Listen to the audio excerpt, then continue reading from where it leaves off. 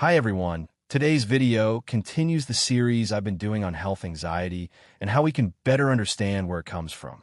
In this particular video, we're going to talk about some of the behaviors we engage in to protect ourselves or to feel safer when it comes to our health. Interestingly, these same behaviors may actually play a role in causing or maintaining health anxiety. But before we dive in, just a quick disclaimer. I'm a registered psychologist in the province of British Columbia, Canada, and this video is intended for informational purposes only. It is not a substitute for professional medical or mental health advice. Health anxiety and vulnerability. In a previous video, I talked about how past negative health experiences can contribute to a heightened sense of vulnerability. For example, if you've had a family member experience a serious illness, or you've had a significant medical issue yourself, or even if someone close to you struggled with health anxiety, these experiences can lead to feeling more anxious and vulnerable about your health. This heightened sense of vulnerability can make it feel like you're at greater risk of something bad happening, which naturally affect how you behave. When we feel threatened, our instinct is to protect ourselves. So, if I'm anxious about my health, it makes sense that I want to take steps to feel safe. Protective behaviors in health anxiety. There are two common ways people with health anxiety try to protect themselves: developing rigid rules and assumptions about health, increasing sensitivity to physical symptoms. Let's begin by exploring rules and assumptions.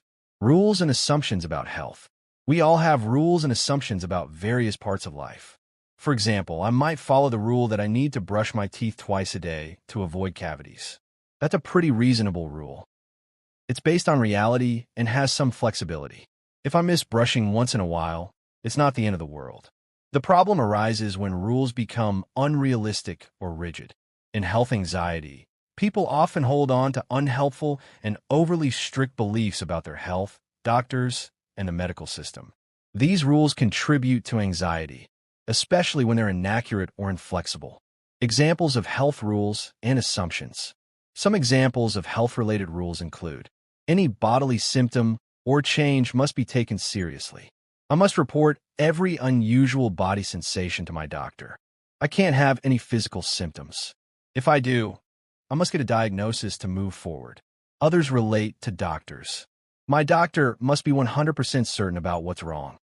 If my doctor can't explain every sensation, something serious must be happening.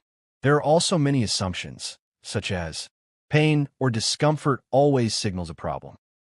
If I don't pay attention to my symptoms, it could be fatal. If my doctor orders a test, something must be wrong. If my doctor doesn't know what's going on, it must be something serious. Often, people hold both rules and assumptions at once, like, if my doctor can't identify the issue, it must be serious and needs further tests. If I notice a mole, I must measure it constantly, or I won't know if it's growing. Doctors make mistakes, so I need to keep visiting different ones until I know for sure. Why we hold these beliefs. When I discuss these patterns with clients, they often relate to them. They might ask, doesn't everyone think this way? This is where we need to look at past experiences.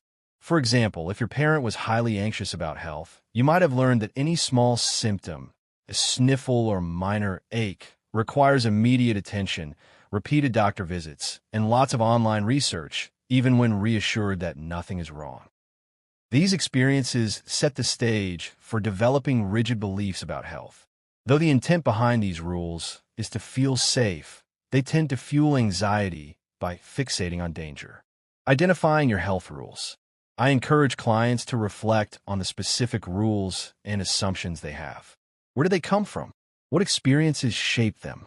It's important to identify the origins so you can begin to challenge them. Hyperawareness of physical sensations. Another behavior that worsens health anxiety is becoming overly sensitive to physical sensations. This often involves hyper-focusing on a specific part of the body or symptom. The more attention we give to a physical sensation, the more intense and bothersome it becomes. Think of it this way. Right now, you're focused on listening to me. But until I mention it, you probably didn't notice how your shirt feels on your skin, the texture, the pressure, or the sound it makes as you move. But now that I've brought it up, you're probably more aware of it. The same principle applies to bodily sensations. We usually ignore small aches or internal processes, our heart rate, how much saliva we're producing, or joint noises. But when health anxiety kicks in, people feel their health is under constant threat, so they tune into every little sign. The feedback loop of attention and anxiety. This creates a feedback loop. The more closely you monitor your body, the more intense those sensations become. And the more intense they feel, the more anxious you become. That anxiety leads you to focus even more, and the cycle continues. This loop intensifies symptoms and makes you feel like something must be wrong, even if it's just your body functioning normally, like a car that makes odd noises but still runs fine.